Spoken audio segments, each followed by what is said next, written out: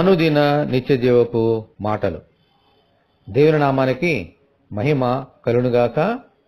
దేని వాక్యాన్ని చదువుకుందాము. ప్రభువు స్తుతి నొందునుగాక. అనుదినము ఆయన మా భారము భరించుచున్నాడు. దేవుడే మాకు రక్షణకర్త అయి ఉన్నాడు. కీర్తనల గ్రంథము 68వ అధ్యాయము 19వ వచనం. ప్రతి మనుషుడు పాపమనే భారాన్ని మోసుకుంటున్నాడు. ఆ భారాన్ని మోయలేక చనిపోతున్నాడు. ఎందుకంటే పాపము వలన వచ్చు జీతము మరణము. మనము మోయలేని ఈ పాప భారాన్ని మోయటానికే ప్రభువు ఈ లోకంలో జన్మించారు. హల్లెలూయా. అందుకనే భారము మోసుకొనుచున్న సమస్తమైన జనులారా నా యొద్దకు రండి, నేను మీకు విశ్రాంతినిచ్చిదనని ప్రభువు చెప్పారు. ఆయన ఈ లోకంలో పుట్టి ప్రతి మనిషిని పాప భారాన్ని తన శిలువలో మోశారు. ఆమేన్. ఇక మనము మోయనక్కరలేదు.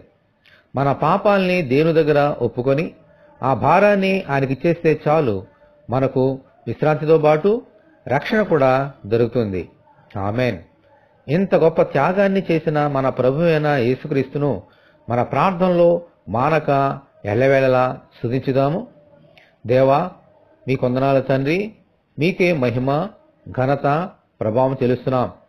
మా పాప భారాన్ని మీరే మోసి మాకు రక్షణ అనుగ్రహించడానికి నీ కుమారుని ఈ లోకంలో పంపించినందుకు దేవా మీ కొందనాలు. సమస్తమైన జనులారా నా యొద్దకు రండి అని చెప్పిన రీతిగా మేమందరము మీ పాద సన్నిధికి వచ్చి, ప్రభువా, మా భారాన్ని మీకు ఇస్తున్నాం తండ్రి. మీ విశ్రాంతిని, మీ రక్షణను మాకు దయచేయమని, ఈ వాక్యం వింటున్న నీ బిడ్డలందరినీ దీవించమని యేసు అతి పరిశుద్ధమైన నామములో ప్రార్థన చేయుచున్నాము తండ్రి.